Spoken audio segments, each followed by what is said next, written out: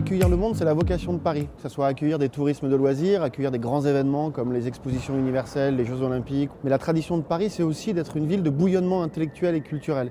Et les congrès apportent ça. Les congrès scientifiques apportent le meilleur de la science, les congrès médicaux inventent les solutions pour guérir demain. Et donc ces congrès aujourd'hui sont devenus pour certains d'une taille extrêmement importante, très exigeante, avec des standards élevés.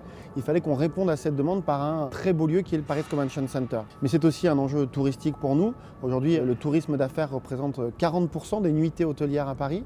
C'est plus de 850 000 personnes qui viennent chaque année pour des congrès à Paris. Donc pour l'économie parisienne, ce Paris Convention Center, c'est aussi un accélérateur. Le but, c'est de pouvoir accueillir désormais plus de très gros congrès, ceux qui sont à plus de 20 000 participants, les grands congrès du monde. On en a déjà gagné 3, celui de cardiologie par exemple, celui des maladies respiratoires qui seront là en 2018.